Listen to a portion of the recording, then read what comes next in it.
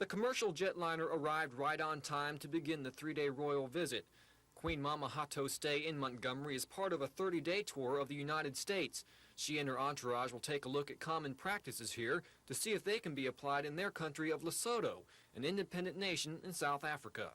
She wants to learn from the United States on women's issues, on agriculture, and she wants to take back lessons to Africa and in order to be able to help her people. Besides visits with local officials, the Queen will tour Montgomery poultry and produce farms. Lesotho is predominantly an agricultural country, and American technology may be of help. That is one of her main interests. She operates, I understand, a small farm back home. She actually does this herself, and that is one of her pet interests. And so she wants to get some ideas how it's done here so that she can take it back not only for her own farm, but for her people in her country. The Queen's visit to the United States is sponsored by the U.S. State Department. Officials there say the exchange of information will help each country understand the other just a little bit better. Craig Meadows, WSFA TV News.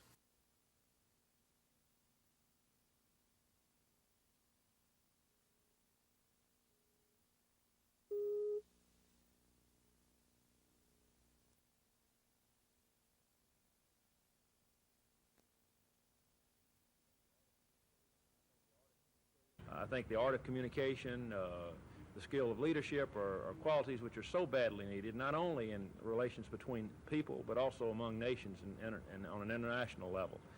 And if our country could learn to communicate better with some of our opponents, perhaps we'd spend a lot less money on wasteful things.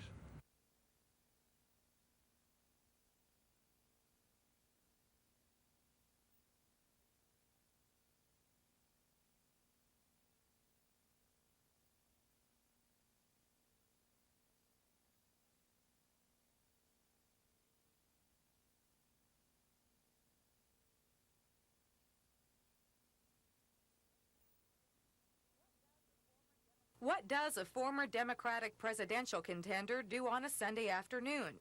Well, Senator Gary Hart of Colorado spent this Sunday afternoon in Talladega, speaking to the 1985 graduating class of Talladega College. Hart is one of only about 10 Democratic senators who survived the Ronald Reagan Republican stampede on the U.S. Senate in 1980. The 1984 candidate for the Democratic presidential nomination warned the 70 black graduating seniors that there are some national leaders who even today oppose civil rights. Hart says there are also some in his own party who have turned their backs on black America. But their calculation is not only politically unacceptable, it is morally intolerable. Far better to lose a few votes for our principles than to lose our principles for a few votes. But why would a senator from Colorado be attending commencement at an all-black college in Alabama? Well, Hart says it's because he was invited. Yet in his own speech, Hart reminded us that 90% of black Americans pulled the donkey's tail at the polls last year. Blacks are usually strong supporters of the political party Hart calls his own. We ought to reaffirm at every opportunity our commitment to those basic laws of equality and justice. Not every Democrat has been doing that, and I've essentially challenged the party to do that.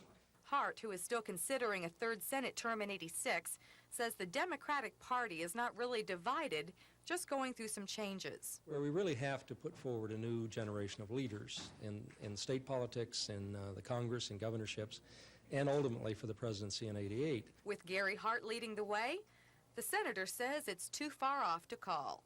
In Talladega, Carrie Gordon, WSFA TV News.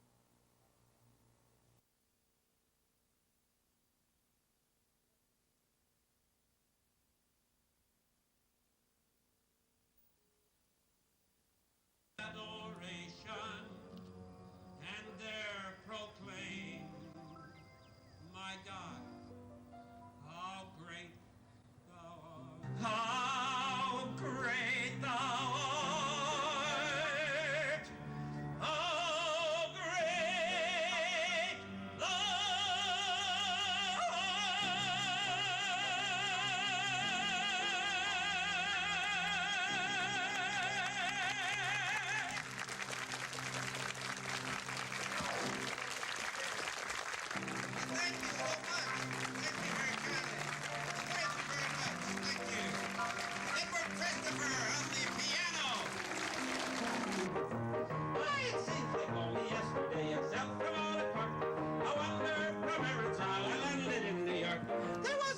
to greet me there, a stranger on your shore.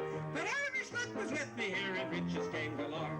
And now that I'm going back again to Dare, oh Dare and Sal, my friends will meet me on the pier and greet me with a smile. Their faces sure I've almost forgot, I've been so long away. But my mother will introduce them all, and this to me will say, shake hands with your Uncle Mike and me boy, and here's your sister Kate. And there's a girl you used to swing down by the garden gate. Shake hands with all the neighbors and kiss the collies all.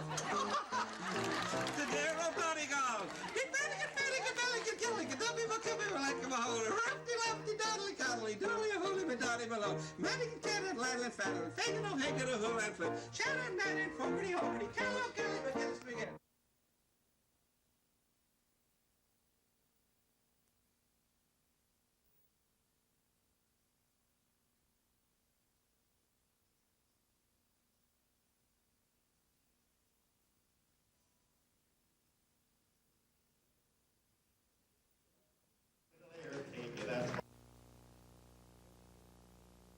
Physically, she's still doing pretty good. As I said the other day, she's still very depressed and she's very, very homesick. Today has been exactly 5 months since she's been out there. And it may be another month and a half to 2 months before she gets back. And with all of that put together, as she said last night, she's ready to come home. And the rain's falling, seems I hear your voice coming to the night.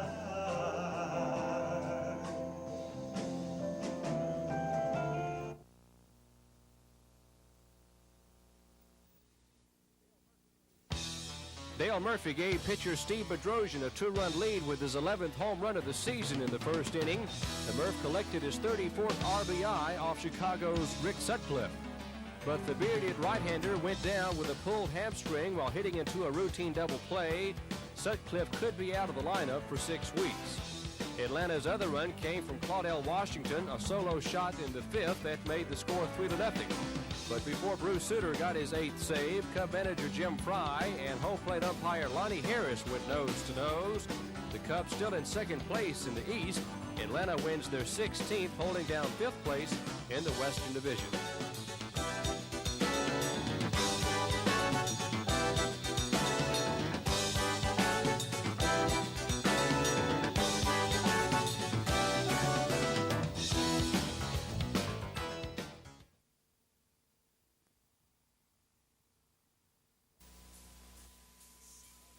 First half of the game, the Boston Celtics in green. Kevin McHale on a turnaround. It won't go. Charles Barkley of Philadelphia on the rebound to Andrew Toney. Toney would lead Philadelphia with 26 points, an outstanding shooting day. Boston just couldn't get on track in the first half. Charles Barkley on the steal to Mo Cheeks. He'll take it in with 22 points. It was 60-44 Philadelphia at the half. Julius Erving here will drive the baseline, then dish off to Moses Malone. Malone with a 21-point performance with a two-handed jam. The Celtics try to make a run late in the third quarter. Kevin McHale, working against Moses Malone, gets a nice finger roll. McHale would lead Boston with 25 points, but Philadelphia would not fold. That's Mo Cheeks. He'll give to Bobby Jones. Back to Mo Cheeks. He picks up 2. The Sixers over the Celtics, 115-104. You know, we played lackadaisical, and still, after they started slapping us around a little bit, we woke up, and then we started playing a little bit better. But by that time, it was too late. We gave them too much leeway. We still had chances to win. I mean, we weren't really bad off or anything, but they came out and they wanted a lot more today. Hey, nobody has to say it. Everybody knows it. This is life or death, you know. You just have to go out with the attitude like, this is your last game, so ain't nothing you can lose. And you have to look at every game like that, because the next game we lose is going to be our last. So that's the attitude you have to take.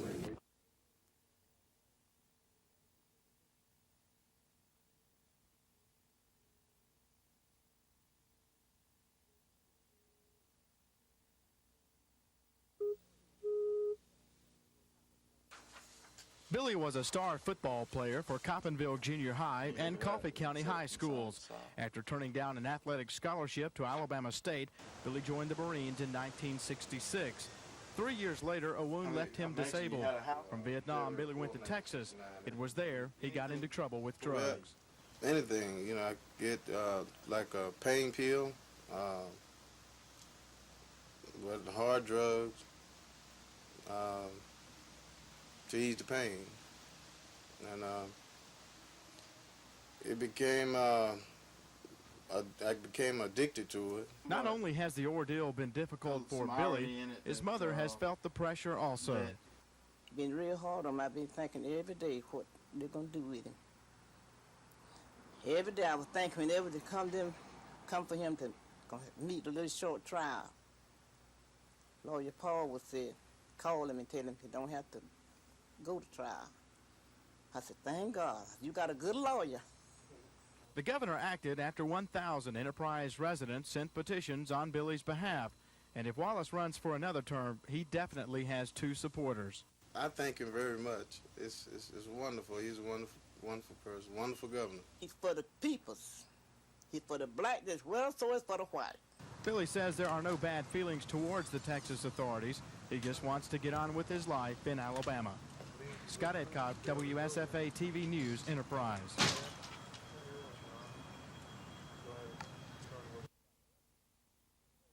Chris Grimshaw is live at the Capitol, and Chris says even now that issue is still up in the air. Right, Chris? Bob, the Senate has come to a standstill in its effort to work on that bill that would share 10% of the interest from the recently approved Oil Investment Trust Fund with the local governments. This is a separate bill from the amendment which was put up to the voters last week, but it would still share some of that money. The bill is in the Senate right now, and it has a fairly good chance of passing in the Senate.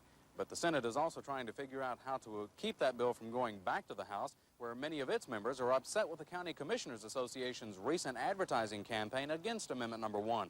That was a campaign which was not kind to legislators. The issue isn't all that critical, though, because even though it might not pass during this session, Governor Wallace has indicated that he will support a similar bill during any later sessions. Now, while the cities and counties would share from any such bill, the county bodies more or less stood alone in their fight against the Wallace administration. But the cities meeting in Montgomery today say that doesn't mean they don't want to share some of that money. As Terry Stanton reports, the cities were still knocking at Governor Wallace's door for their share. This isn't the kind of welcome a group normally gives a man who's just defeated them. In fact, that's exactly what the League of Municipalities is trying to prove. But I want the folks on Capitol Hill to understand very clearly that the opposition came from the county officials. But the mayors came out and asked the people to vote yes for the constitutional amendment. But while the city leaders say they join the majority of Alabamians in voting yes for the constitutional amendment setting up the oil and gas trust, they admit they have problems that only that trust money can solve. The biggest is the potential loss of more than $76 million in federal revenue sharing money that funds municipal police and fire departments. Governor Wallace is encouraging the city leaders not to give up hope for a trust fund-related replacement. Things will cool down in a year or 2 or 3, and you'll have a new legislature, a new set of officials, and I'm sure they'll be concerned about the loss of the revenue share. And let me assure you, the negotiation is just the beginning. We ain't done yet. Terry Stanton, WSFA TV News. And because it is such a controversial and heated issue right now, the chances of that city-county bill passing appear fairly slim at this point. This is the last day of the regular session, and that means wrapping up some loose ends. One of the major issues is a pay raise for state employees. The Senate recently overrode Governor Wallace's veto of that measure, but the veto has not surfaced in the House yet, and House Speaker Tom Drake isn't expected to allow it to happen. That essentially means that there will be no pay raise for state employees during this regular session. The teachers, on the other hand, can fully expect the House and Senate to finalize a 5% and 15% pay raise for them. It's part of an overall package that helps implement the recently and newly passed Career Ladder Plan. Bob? Chris, one quick question before we go. The 21-year-old drinking age bill, what is its status right now? The 21-year-old drinking age bill is in conference committee. They're trying to work out differences on that may pass today. There's a fairly good chance of it. One other quick thing that happened today, Montgomery County will soon have draft beer. That bill passed the House and the Senate. It's up to Governor Wallace whether or not he wants to sign that bill. Thanks a lot. Chris Grimshaw will have a report tonight on other happenings between now and 10 on the 10 o'clock report. Governor Wallace has appointed the son of one of his cabinet members. Of the Capital City Kiwanis Club, let me also congratulate you and also your parents, and I know just how. It's really special that a group of men such as the Kiwanis Club would take time out to recognize that there is another side of youth. And so, you know, with that, I would just like to say thanks again. You won't be disappointed. I'm going to put this money to good use.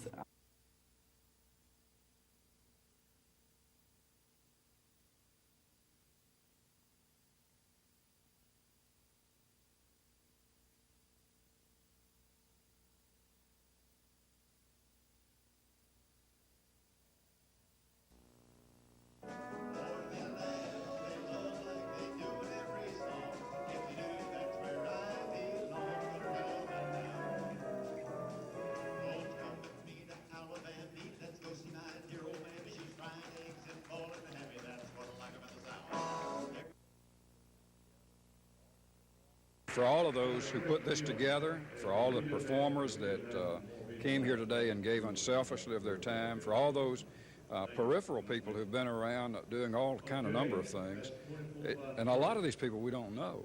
I say again, we're very blessed and humbled by it and very appreciative of it.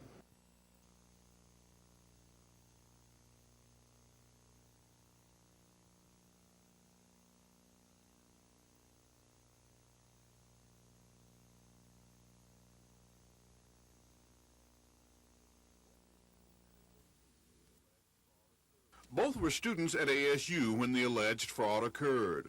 The government charges they knew when receiving the funds they were not qualified and didn't have permanent citizenship in this country. United States Attorney John Bell explains the indictments of Cordelia Ehi and Matthias Omiwanfu. Omiwanfu and Ehi are alleged to have provided false Social Security numbers and other eligibility information in 1982, 1983, and 1984 in order to qualify for various federal assistance, including basic education opportunity grants and Pell grants. There is a similar investigation going on at the present time in another area in the southeast. Bell said the two defendants will be arraigned on the charges May 22nd, and if convicted, they could receive 5 years in prison and a $10,000 fine. This is Norman Lumpkin, WSFA TV News reporting.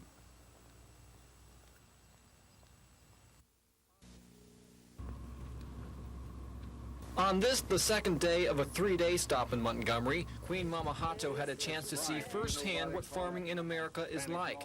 The economy of the Queen's country of Lesotho relies heavily on agriculture, with many of the same crops that are grown in Alabama. One of the major things we find out in farming is that we need exports and we need imports. And we're losing our exports. And for them to come find out what kind of job we are doing farming, and maybe we'll help them increase their production, but maybe they also might like to buy some of our products and do business with America. Lesotho is located in the east-central region of the Republic of South Africa. Lesotho gained its independence from British rule in 1966, and now the preferred choice of government is a constitutional monarchy. She, in fact, when her husband, the king, is out of the country, actually wields quite a lot of power. And so she can help in decisions on things and encouraging legislators to maybe adopt a certain program. So we're hoping that maybe she can see things that will be useful that she can encourage to be used. The Queen rarely grants interviews, and today was no exception. Instead, her time was directed toward listening in hopes of learning something that may be useful back home. Craig Meadows, WSFA TV News.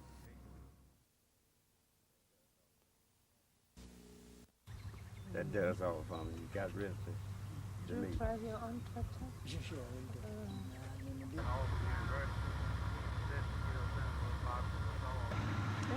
Okay, all right. very much. Nice meeting you. You started naming Thank you all very these much, sir. crops. I thought you were going to take them out.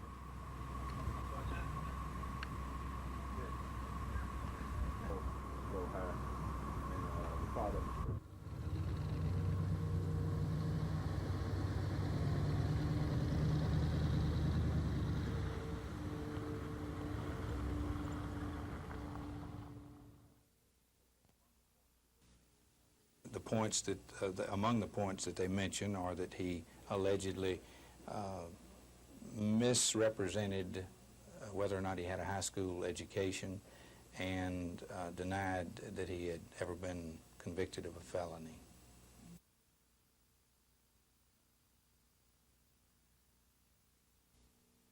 I appreciate that very much.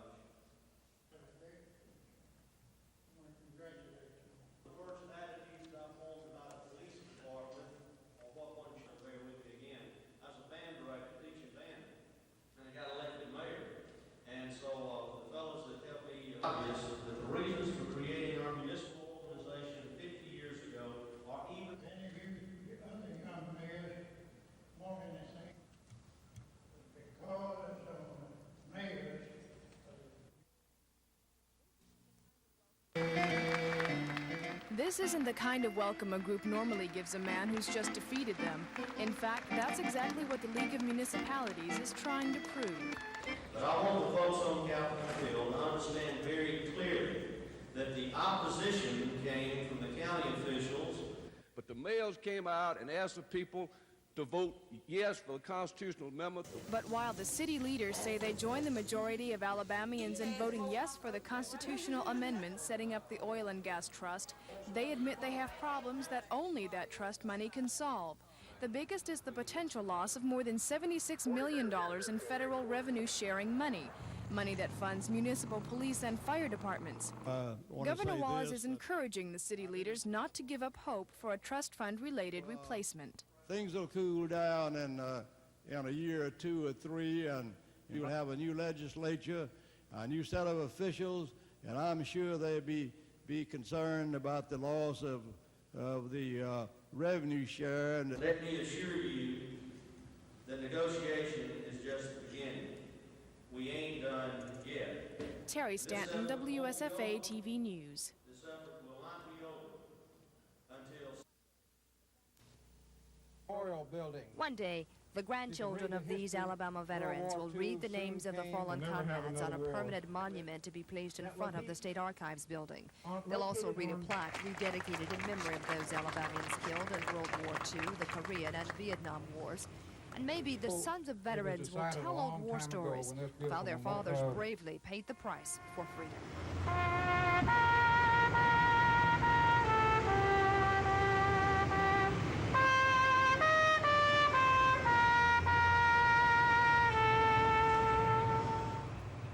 What they did, their act of sacrifice, is real dedication. We should never lose sight.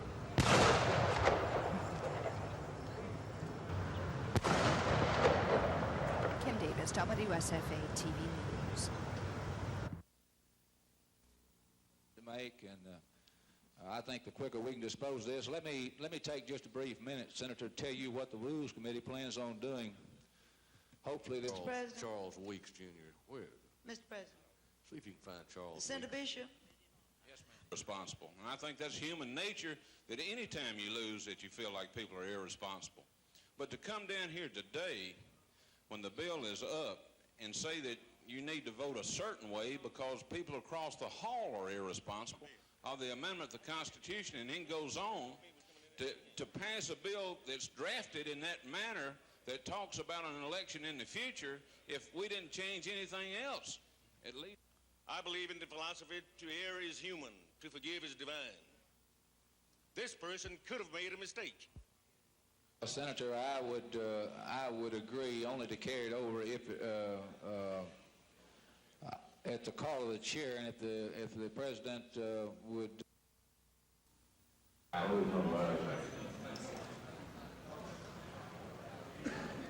House Joint Resolution 413 by Representative. To set it up, it does establish an ad hoc committee to develop guidelines for the team. And the Second Department of Records law protections for such crimes. The child care facility in Alabama is convicted of murder. Monies to assist the financing of much-needed capital improvement projects will assist. House Joint Resolution 375 by Representative Tanner, Lloyd, Committee Chief C. Carter, Alabama, Mayor Report, Video Room 70.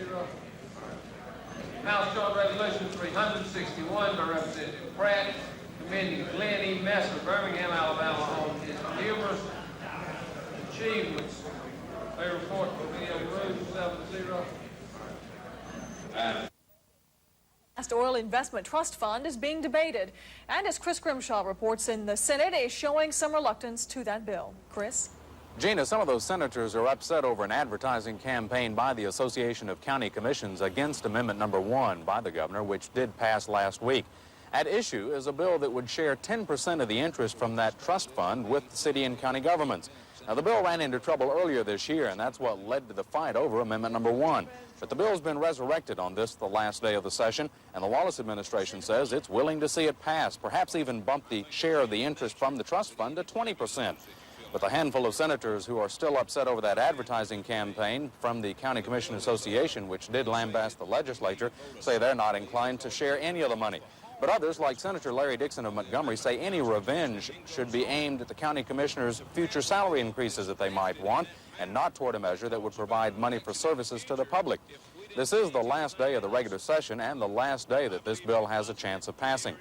Some of the other issues that are expected to be debated today include the teachers' 5% and 15% pay increase and the state employee pay increase, as well as a handful of Montgomery County bills which would provide more money for its elected officials. Gina?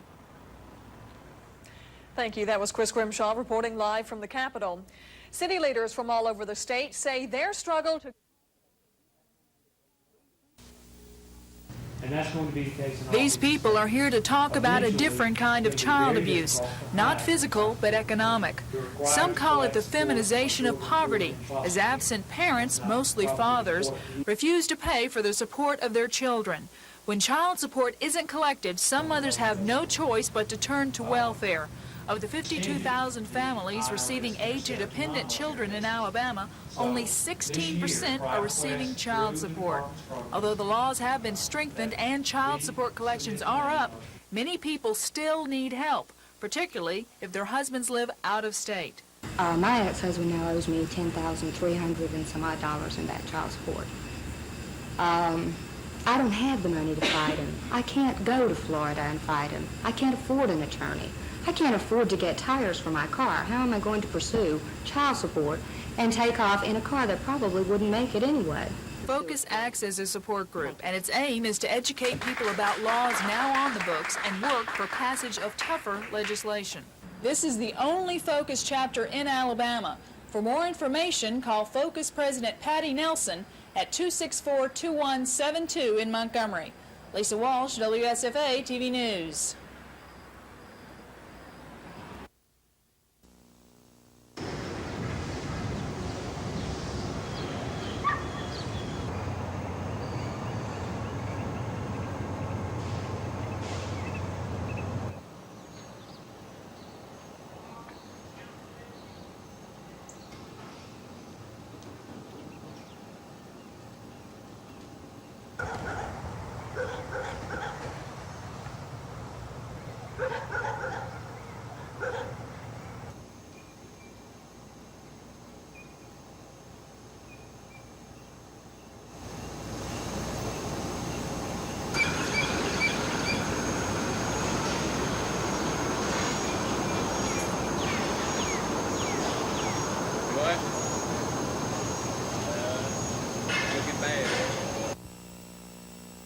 Session. As Chris Grimshaw reports tonight, the lawmakers are wrapping up some loose ends. The draft beer bill for Montgomery passed by the surprise of some. The Montgomery County delegation was split along racial lines. The black members of the delegation were wanting a bill that would draw districts for the Montgomery County Board of Education. That would have added an additional member to that board. But having failed at that, they were holding hostage the draft beer and several other bills. But the two black House members from Montgomery, Alvin Holmes and John Buskey, were off the House floor when that bill came up for a vote, and they weren't able to contest it, so it passed.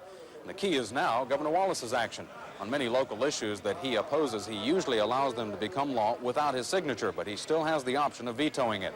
Meanwhile, there is some movement, and now we understand final passage on a bill raising the state's legal drinking age to 21.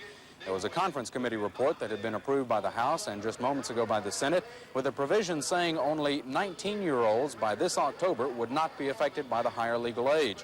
But that means that anyone who is 19 by this October won't be 21 until 1987, and that's 1 year later than a deadline set by Congress. And not meeting that deadline could cost the state millions in federal highway dollars over that overlapping year. There are only three other major issues that are still pending. Two of them don't appear to have much of a chance at passing. One of them is the $1,000 across-the-board state employee pay raise. The other is a bill that would share invested oil income with the city and county governments. The one bill that does appear to have an opportunity at passing is the 5% and 15% pay raise for teachers. Lynn? Chris, you say the state employee pay raise and the bill allowing the cities and counties to share in oil revenue won't make it by midnight tonight. What does this mean in the long run for these bills?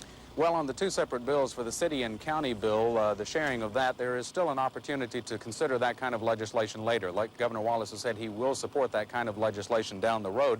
And there, even if they have any problems with it, it'll probably be 1988, 1989 before any of these bills would take effect anyway in terms of helping out the cities and counties. So there's still time to consider those type of issues down the road. The other major issue that doesn't appear to have too much of an opportunity at passing is the state employee pay raise. Governor Wallace has said on several occasions the state's general fund just simply cannot afford it. He has vetoed that measure. The Senate overrode his veto. The House has not.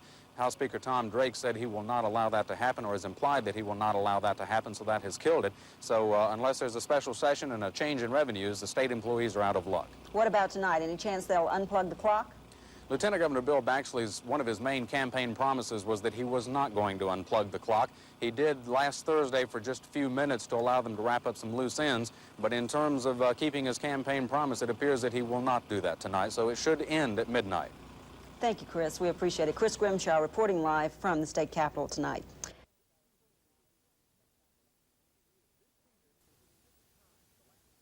This season, for the 6th time in the last 9 years, the Auburn-Montgomery men's tennis team has earned a trip to the NAIA Nationals out in Kansas City.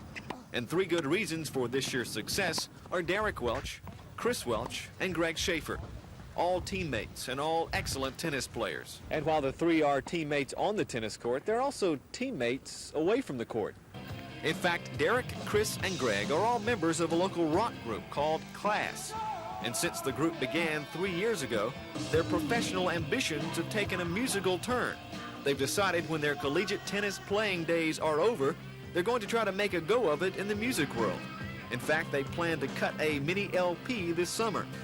All in all, the 3 have found a way to be successful in 2 entirely different fields. When I'm on the tennis court, the tennis comes first. And when I'm playing at night, band comes first. You know, we're serious when we're on the court, and we do what it takes to win. And other than that, it's, 95% of the time music. They're satisfied with where they've been and excited about where they're going. I'm happy with what I've done in tennis, but, it's time to go on, and, it'll be good, being able to put 100% in the band now. We'd like to start off maybe, doing some small shows and then later opening up for bigger acts, and maybe someday, it's everybody's dream to do it.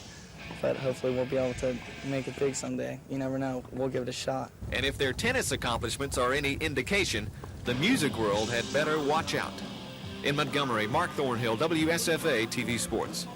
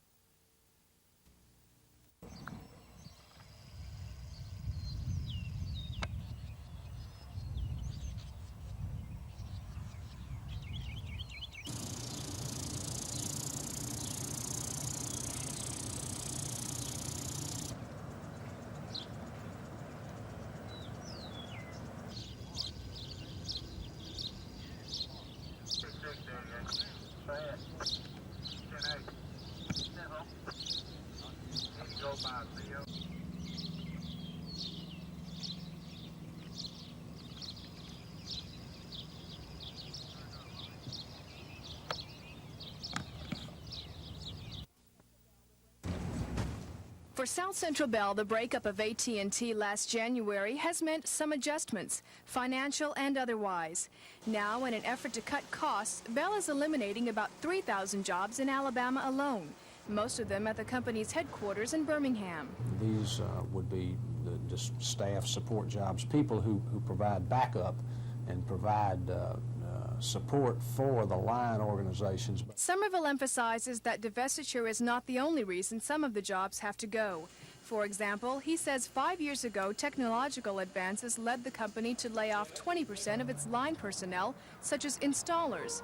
And he says the rapidly changing environment of the telecommunications market plays a major role. In the competitive environment in which we operate has a lot to do with it. This is just a process of trying to cut cost. All businesses face this. They either face it and they do it and adapt to it and do it well, or they don't last. But unlike other businesses, South Central Bell is providing a regulated service, and Somerville says that increases their obligation to keep costs as low as possible. Bell officials emphasize this is not a massive layoff, that many employees will either find other jobs within the company or they'll retire early. But although figures aren't clear on just how many, some employees will be laid off. Terry Stanton, WSFA TV News. John Miller. Lieutenant Colonel Brazil. The Air Force, our newest and once most rebellious. Colonel Vincent Gross. John Miller. Lieutenant Colonel William Miller. A military man unwilling or stick his neck out. Group Captain Bukhari, Pakistan. Great warriors. The British seaboard musing out. Commander Russell Duke, Jr. Colonel Vincent Gross. Lieutenant Colonel William Miller.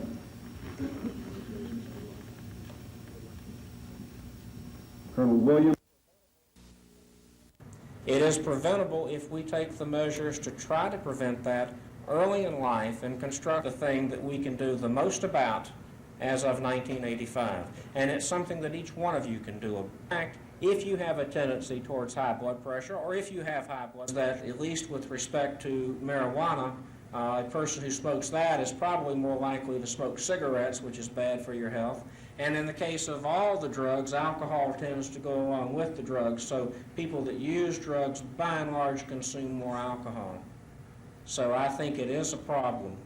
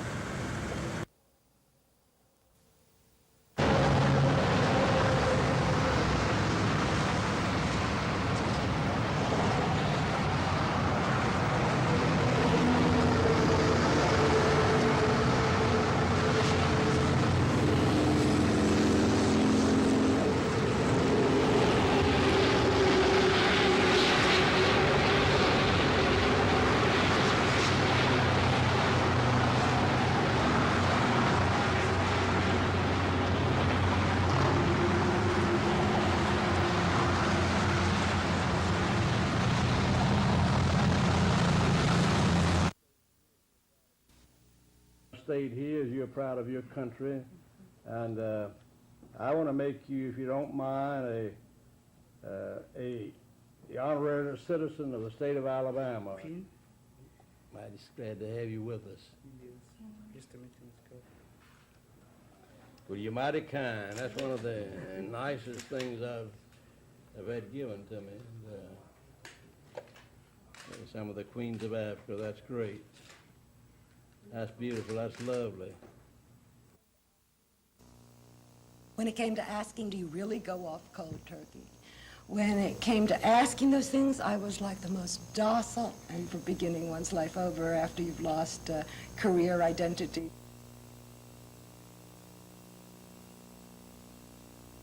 No, I wasn't going to do it ever again.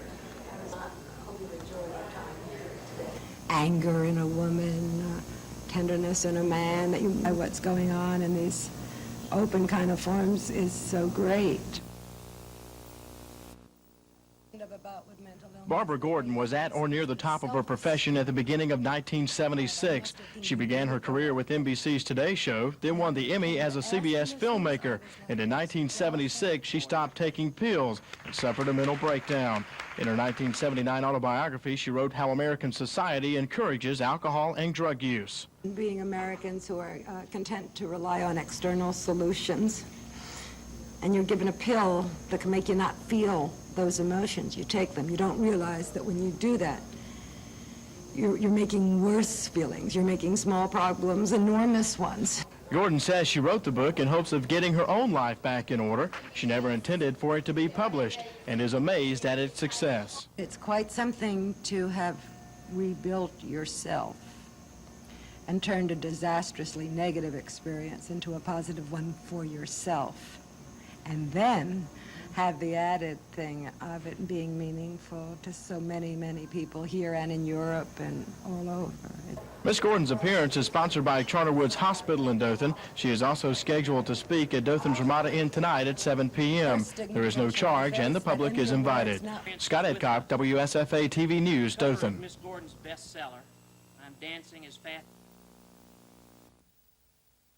Would be the staff support jobs, people who provide backup.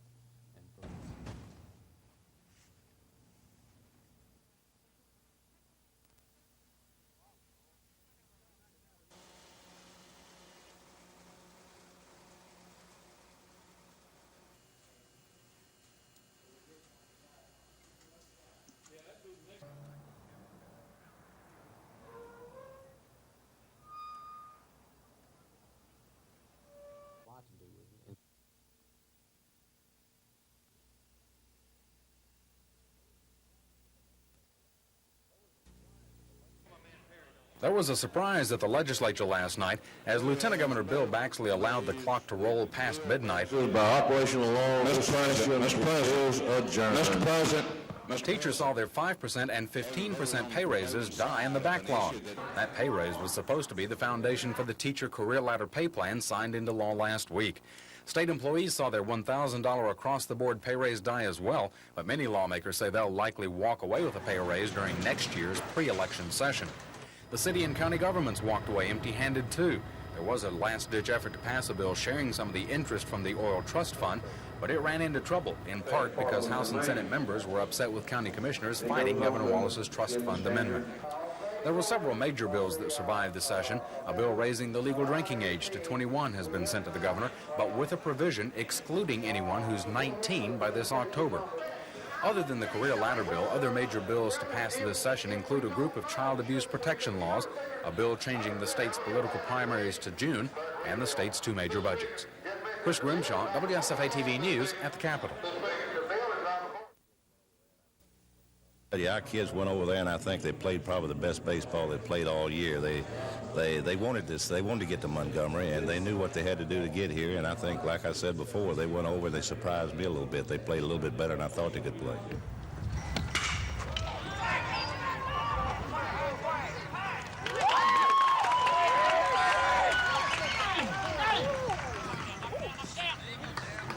You've got to have depth in pitching. You go into any type of national competition, you've got to have that depth. You've got to have a good, strong bullpen. And I think that's the name of the game when you get into a tournament, is you pitch it.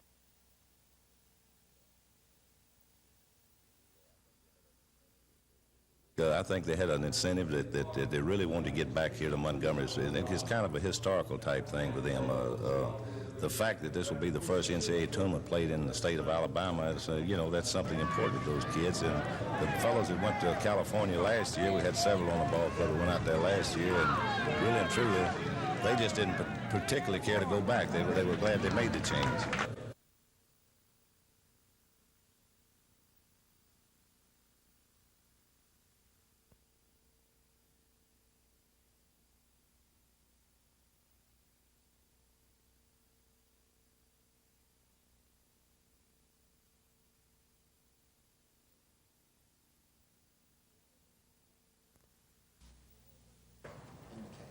Today was the second time Robinson has defended himself in court. He was found guilty in city court January 3rd, but appealed that decision to this circuit court. Prosecuting attorney Bernie Brannon maintained throughout this two-day trial that Robinson was guilty of assaulting Sergeant Stan Ingram. Did, in fact, Donald Robinson do the things that he's charged with. I think if we take his own testimony, I think we find that he did those things. In closing arguments this afternoon, attorney Mickey McInnish defended his client, and then Robinson himself addressed the jurors. Ladies and gentlemen, jury.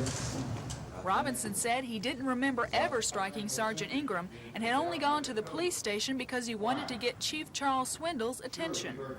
Today, Robinson got the jurors' attention, as just an hour ago they found him guilty on all 3 charges. Judge Charles Price will sentence Robinson on May 31st. The maximum sentence he can receive is 6 months on each charge. Robinson has already said he'll appeal today's decision. Lisa Walsh, WSFA TV News.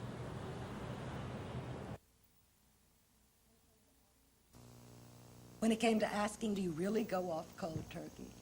When it came to asking those things, I was like the most docile, and for beginning one's life over after you've lost career identity.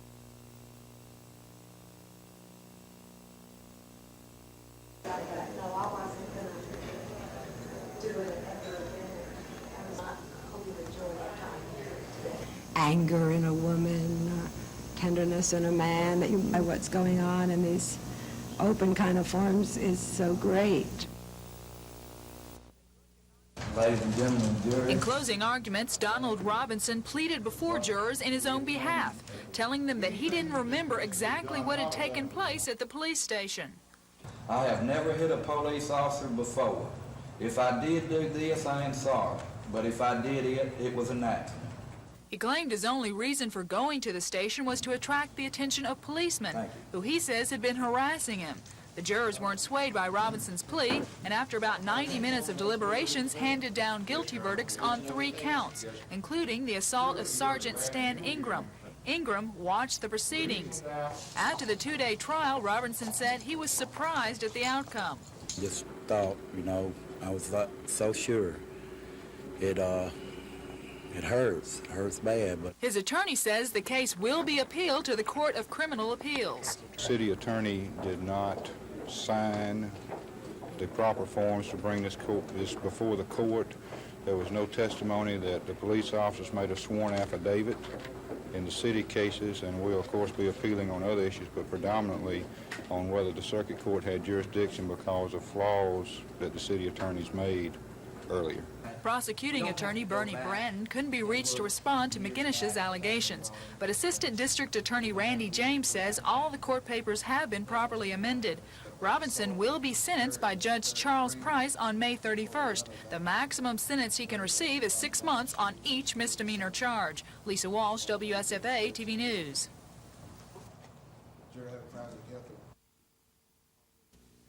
Those parlors and those lamps are produce a tan without burning. We do not have public health authorities who do not have a vested interest in this.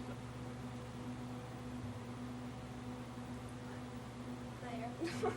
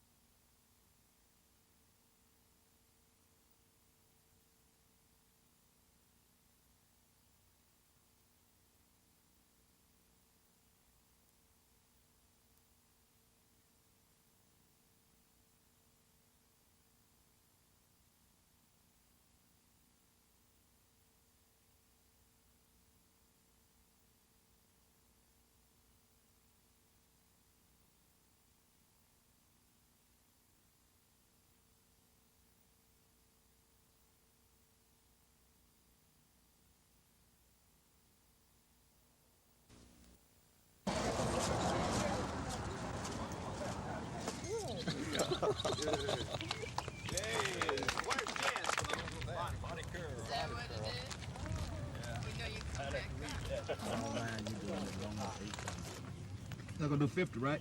Ooh. 5102 had Lava Urban Oblong.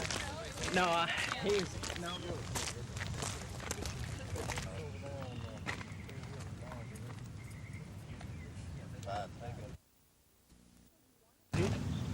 You say you want to start exercising but don't know where to begin? Well, the City of Montgomery and St. Margaret's Hospital have just the answer for you. The new 9-stage fitness course at Lagoon Park is officially open. The course is designed specifically with employees of Gunner Industrial Park and nearby residents in mind. 69-year-old Robert Osborne is one who plans to take full advantage of this fitness mecca. It's unique, and it's got a lot of good exercise stations, and I think people will enjoy it very much. I enjoyed just walking around this morning. For all beginners out there, the course features step-by-step instructions for getting into shape. Of course, for some, the instructions may be easier to read than follow. Terry Stanton, WSFA TV News.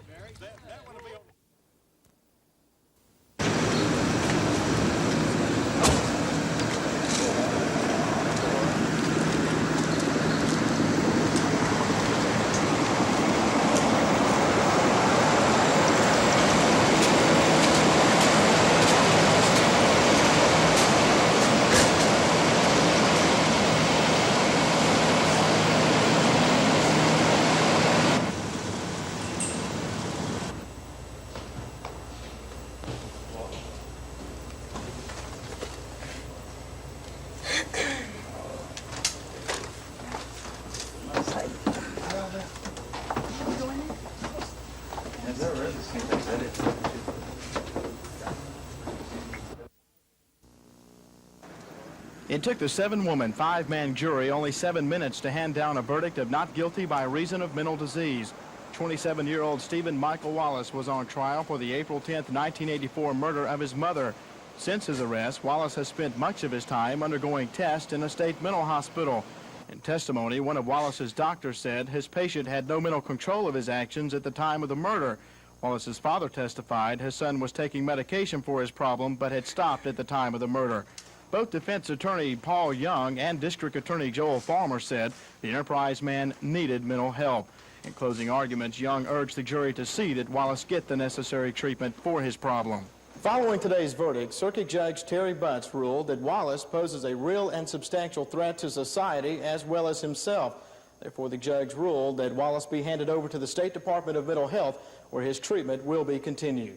Scott Edcock, WSFA TV News, Enterprise.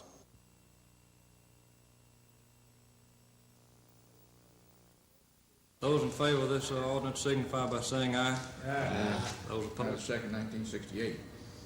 Use is permitted. This ordinance shall be effective upon its passage.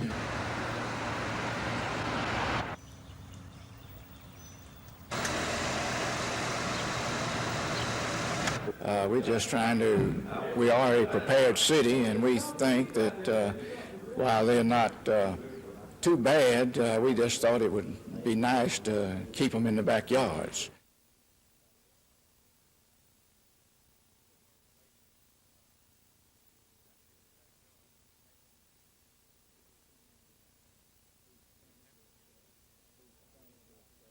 We think that while they're not too bad, we just thought it would be nice to keep them in the backyards.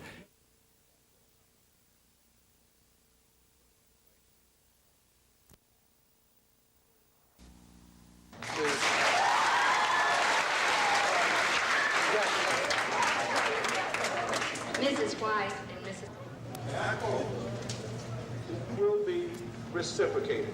You will be blessed more than you've ever been blessed.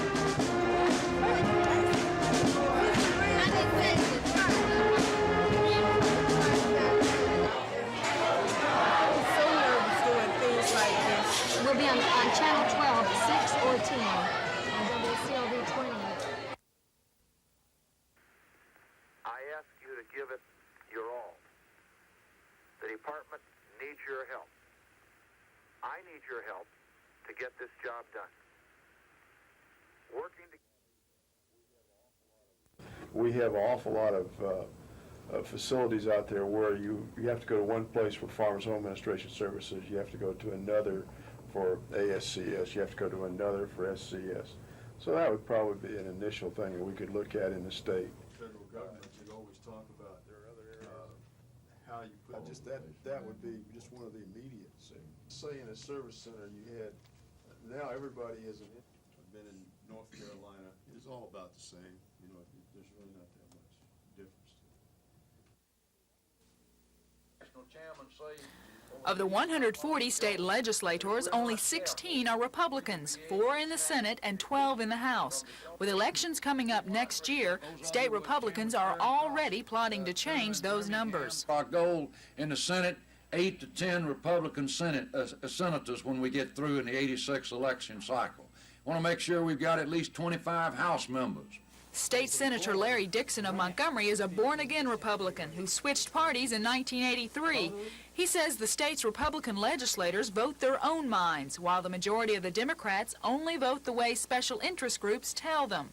He says the special interest groups running Alabama are AEA, the AFL-CIO, the Alabama Democratic Conference, the trial lawyers, and what he calls the troika in the governor's office. The governor's office is being conducted, I guess the best thing to say is that in the absence of the governor. The governor, as you know, is primarily interested in the pomp and circumstance of the office. And you have a troika of 3 individuals running the governor's office. That's Bill Rushton, Bill has sort of dropped out of this session here, and that leaves Elvin Stanton and Billy Joe Kemp making decisions in the name of the governor. Rushton is a Key Wallace cabinet member, Stanton a Wallace aide, and Camp is Wallace's press secretary. Although state Republicans hope to oust the so-called troika from power, Mayor Falmer, who represented his party in the last gubernatorial election, stopped short of saying if he'd run for that office again in 1986. Lisa Walsh, WSFA TV News. I know this happens. You know it happens. The media know it happens. Those people are acting on behalf of the governor of the state of Alabama, even to the point of drawing up executive amendments to legislation that has passed the House and the Senate, signing his name to it and sending it up. Something exactly like that happened to me regarding draft beer for the city of Montgomery Monday night. Spoke to the governor of the state of Alabama at the mansion at 8:30. Promised me he would not get involved in local legislation. Not only that, he promised me that he had never gotten involved and would not send up an executive amendment.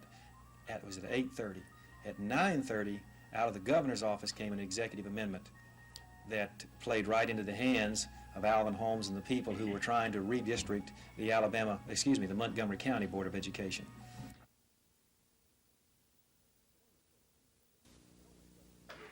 It only took 10 minutes of voting by the State Board of Education to accomplish what never happened in the legislature. All right, now, all in favor of the passage of the resolution will say aye.